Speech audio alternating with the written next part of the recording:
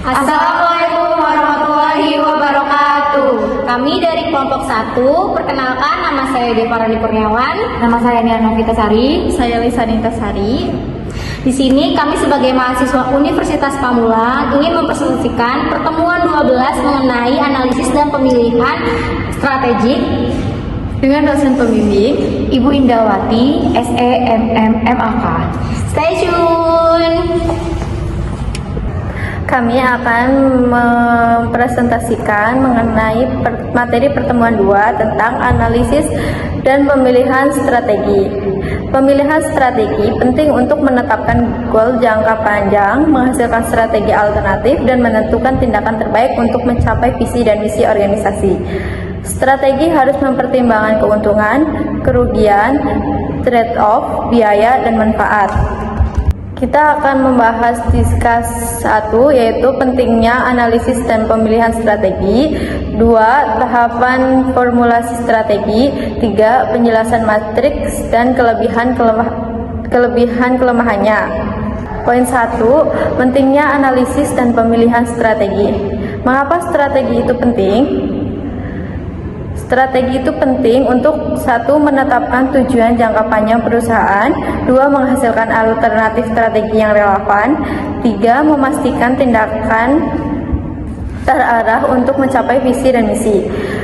Kunci keberhasilan suatu strategi adalah menimbang keuntungan, kerugian trade-off, serta biaya dan manfaat.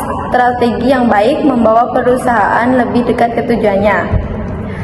2. Tahap formulasi strategi. 1. Tahap input. 2. Tahap pencocokan. 3. Tahap keputusan. 1. Tahap input. Tahap ini bertujuan untuk mengumpulkan informasi dasar sebagai fondasi dalam merumuskan strategi. Matriks yang digunakan adalah 1. Matriks EFE atau evaluasi faktor eksternal, yaitu menganalisis peluang dan ancaman di lingkungan eksternal. 2. Matriks IFE atau evaluasi faktor internal adalah menganalisis kekuatan dan kelemahan internal perusahaan. 3 adalah matriks CPM atau profil kompetitif, adalah membandingkan kekuatan perusahaan dengan pesaing. Selanjutnya yang kedua, tahap pencocokan. Tahap ini menyusun berbagai strategi alternatif berdasarkan informasi dari tahap input. Matriks yang digunakan adalah yang pertama, matriks SWOT, menghubungkan strength, weakness, opportunities, dan threats. Yang kedua, matriks space, menentukan posisi strategis atau agresif, bertahan, konservatif, atau defensif. Yang ketiga, matriks BCG, merupakan pengelompokan produk berdasarkan pertumbuhan pasar dan pangsa pasar. Yang keempat, matriks EA, merupakan memetakan divisi dalam 9 sel berdasarkan kinerja internal dan eksternal. Yang kelima, matriks strategi besar, merupakan penentuan strategi berdasarkan pertumbuhan pasar dan posisi kompetitif. Selanjutnya yang ketiga, tahap keputusan. Tahap akhir ini adalah memilih strategi yang terbaik menggunakan matriks perencanaan strategis kuantitatif atau biasa disebut dengan KSPM. Matriks ini mengevaluasi daya tarik relatif dari berbagai strategi alternatif secara objektif. Yang ketiga, penjelasan matriks beserta kelebihan dan kelemahannya. Matriks dibagi menjadi 4 kategori. Yang pertama, matriks Boston Consulting Group atau disebut juga dengan BCG. Yang kedua, matriks internal eksternal atau biasa disebut dengan internal eksternal EA matrix. Yang ketiga, matriks strategi besar atau bisa disebut juga dengan Grand Strategy Matrix. Yang keempat, matriks perencanaan strategi kuantitatif atau Quantitative Strategic Planning Matrix KSPM.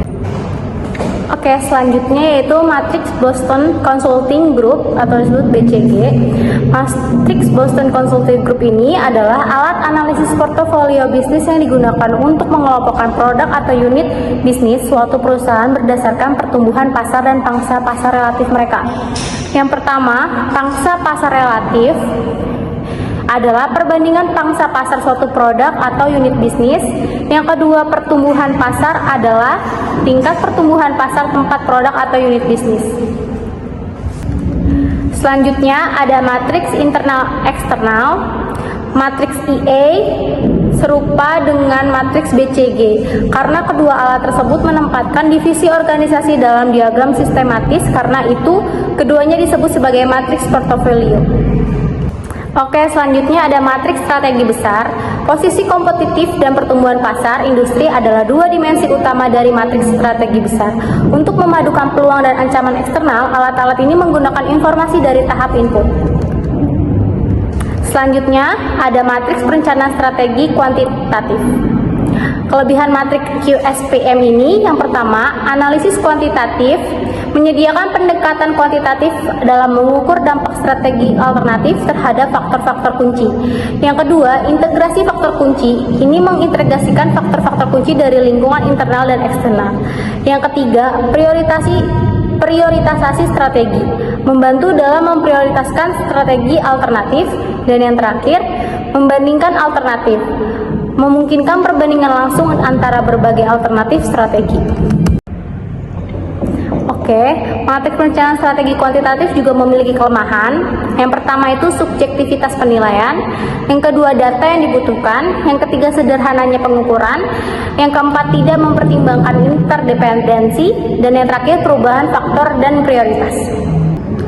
Oke, dari materi yang sudah dibahas oleh teman-teman saya, kita tarik kesimpulannya, yaitu analisis dan pemilihan strategi adalah proses yang bertujuan untuk membantu perusahaan dalam menentukan strategi terbaik guna mencapai visi dan misi secara efektif.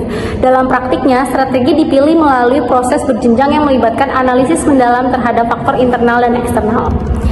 Kesimpulannya yaitu yang pertama, di sini ada tujuan utama analisis dan pemilihan strategis. Yang pertama, menentukan strategi yang relevan, terukur dan sesuai dengan kemampuan organisasi.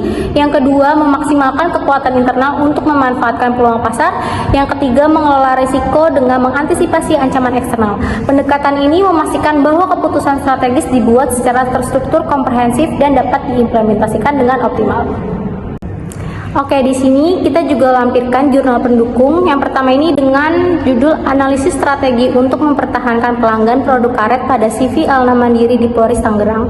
Di sini kesimpulannya dapat kita ambil, yaitu data yang terkumpul dianalisis menggunakan metode SWOT yang bertujuan untuk mengidentifikasi dan memahami kekuatan, kelemahan, peluang, serta ancaman yang dihadapi oleh perusahaan dalam konteks pengelolaan hubungan pelanggan. Sekian presentasi dari kelompok kami. Kurang lebihnya mohon maaf. Terima kasih. Wassalamualaikum